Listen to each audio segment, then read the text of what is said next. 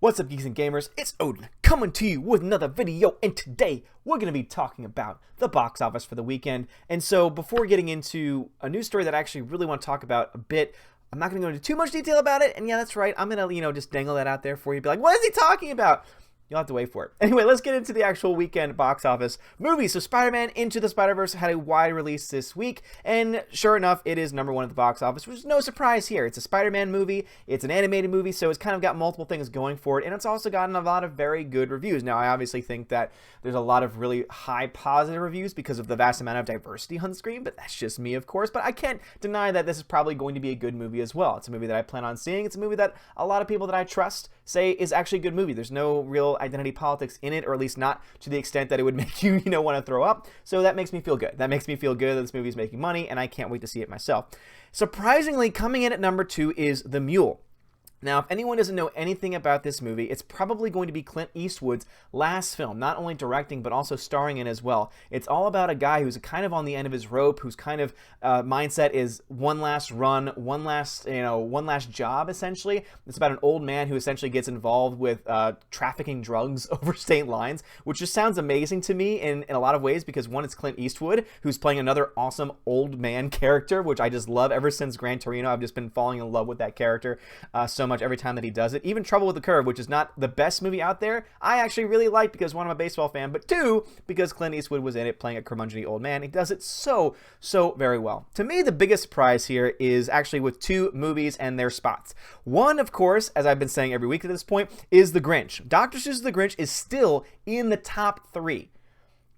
This is a film I don't think anyone expected to make this much money and be this successful overall. I mean, it really is amazing to me that this film is still in the top 3. It's been in the top 3 now. Let's see. This is its 6th week. It's been in the top 3 for about the past 6 weeks.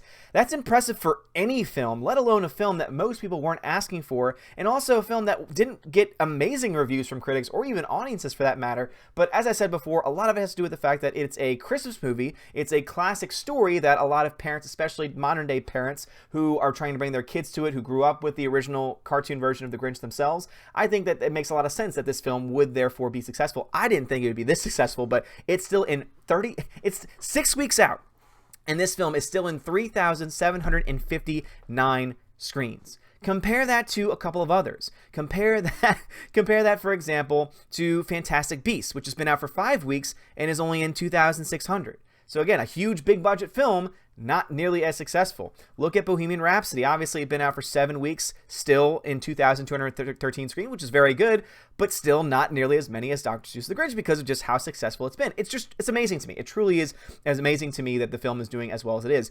But the other film I want to talk about that's not doing very well is Mortal Engines. That's right, the film that was not made by Peter Jackson. Even though Peter Jackson's name was all over the project, he was just a producer. He was the executive producer. He had really nothing else to do with the film. He might have a writing credit, but he did not direct it. And from what I've been hearing from critics and audiences, it seems to show, because the film overall is just, to me, Mortal Engines is proof positive that audiences are done with young adult novels. Young adult movies, I don't think, have a future anymore, because I think that when you look to the fact that you had Twilight, which just ate up so much box office revenue, which is just insane to me. The fact that you look to Hunger Games, which just ate up so much box office revenue. You look to some of the spin-offs that weren't nearly as successful, like the Maze Runner series and the Divergent series, even less so the Divergent series, since they didn't have a chance to finish the Divergent series, unlike the Maze Runner.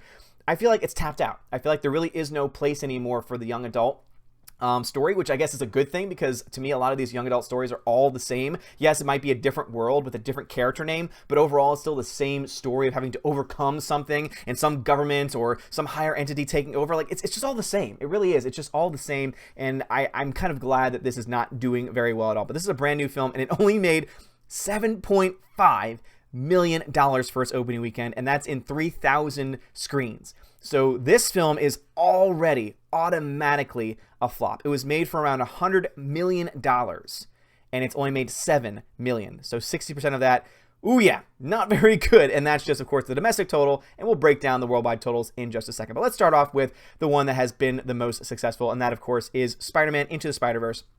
As you see right there, $35.4 million domestically, $21 million foreign. This is going to be an interesting film because I think it's going to do well in foreign markets, but just like with other films, I think that this is going to be a much bigger domestic success than anything else because this is an American story. It deals with, an African-American, or I think it's a mixed-race teen who's Spider-Man, and then all of a sudden all these other Spider-Mans from all these other universes started to come into play from all these different worlds. There's female Spider-Man, or Spider-Women, I guess you could say. There's like cartoon Spider-Man. It's like this whole thing, and it looks like a lot of fun. But I think that that's kind of a story that, especially with the lead character Miles Morales, especially since he is coming from a very specifically, or a more specific American story and an American background, I think that's kind of going to limit how well it does overseas. That's just me. I think that the animation might be able to move some people past that. But just like with other stories that we've seen that haven't done as well in foreign markets because they're much more of an American story, I think that this one just might be in the same category. It's still very early. I mean, it still has really just come out, at least in the United States. So who knows how much it's going to make overall. But the fact that it's only made $21 million in the foreign market and a total of $56 million tells me that this film is going to make its money back. I don't deny that because I really do think it's going to do very well here in the United States, especially since we're getting into the Christmas season. This movie is still going to be out over Christmas break, and I think it's going to do extremely well in the United States because of that fact. Is it going to be do as well as maybe a Black Panther, which was able to appeal to a very similar audience?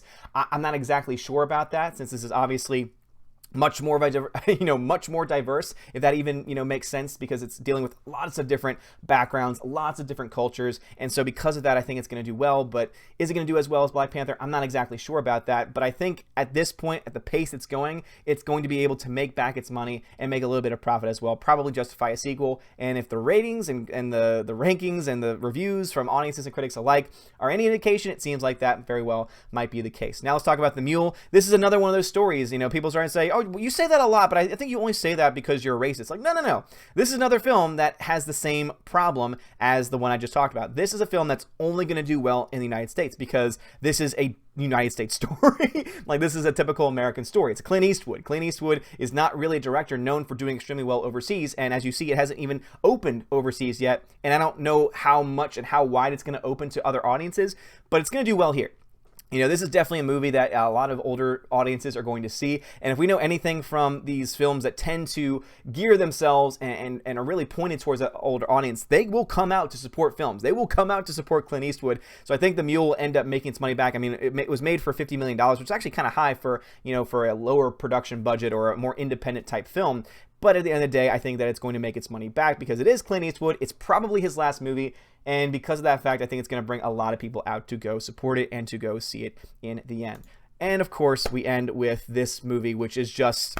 this is just going to be awful. This is going to be an absolute train wreck. So as you see here, it's only made $7.5 million in the United States. Most films, when they first come out, will normally have a drop between the first and second weekend. If this film has a drop of a normal 50% or so, that means it's only going to make around $3 million next weekend. And that is when we have an even bigger film coming out in Aquaman, which I will end with in a second. Spoiler, that was the movie that I talked about at the very beginning of this video. Yeah, that's right. You knew I was going to talk about it, but anyway, I'm weird. Whatever.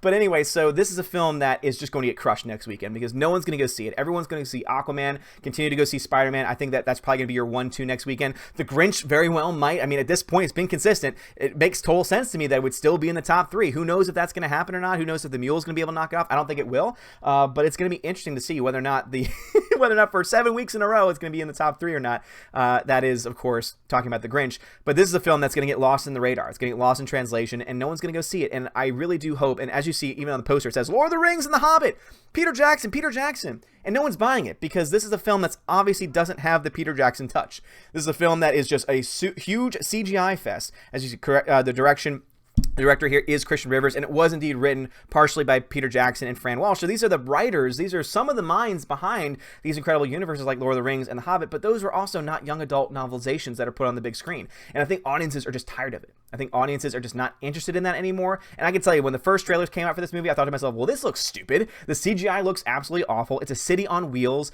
I mean, that might work in another in another time or with another director or with another vision, but it just looked bad. It just looked absolutely awful. And from what I've been hearing from the reviews, it doesn't look good either. Foreign market, it's actually not doing as poorly, but still 34.8 million is not a very good opening in worldwide markets either. And it's probably going to continue to drop. And This film made for $100 million, which means that in total it cost around $150 million to make this film overall. There's no way. This film is going to flop. It's going to lose money, and this is an abysmal start to the film. And yeah, I don't know what Peter Jackson was thinking going after a young adult story. I mean, I guess he thought, oh, everyone's loving these stories. Everyone's going to see the Hunger Games of the world. I think audiences are tapped out on it. I think it might finally be the end of it. But let's talk about Aquaman, which is opening up next weekend. And if you want to hear more of my thoughts on Aquaman, go check out my channel. I just did a video talking about how I'm predicting that Aquaman will make $1 billion. If you want to know why I think that, go check out that video on my channel. But Aquaman at this point has not even opened in the United States, has not even opened in all foreign markets either, and it's already made $261.3 million.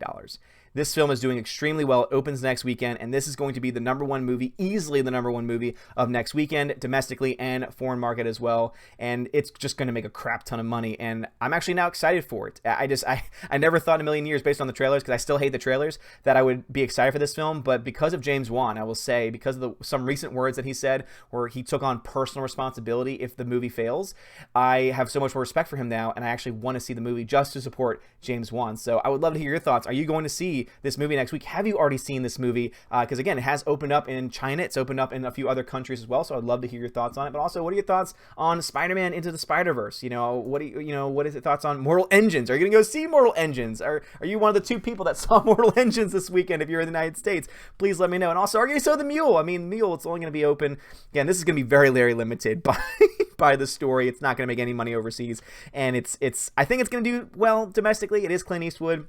And, if it's a good movie, it's kind of getting mixed reviews at this point. It could make money. I think the old people are going to go, turn out for this movie personally, but that's just me. And also, are you going to see Spider-Man Into the Spider-Verse? Again, I think it's going to make money. I think it's going to be limited by the story to the domestic market being a success in the domestic market and not so much in the foreign market. That's just my own hypothesis there. Who knows if it's going to be true or not? We'll find out very soon. And, but yeah, I plan on seeing this as well. To me, the animation, though, just seems so off. It makes my brain hurt. So I don't know if I'm able to get through the entire movie without getting a headache because of the animation style, but that's just me. I would love to hear your thoughts in the comments below. If you like this video, smash that like button, give us a thumbs up, give us a like, give us a subscribe, because we do this every single day, and you are all amazing and beautiful people. Thank you so much for watching. Have a great day, and as always, God bless.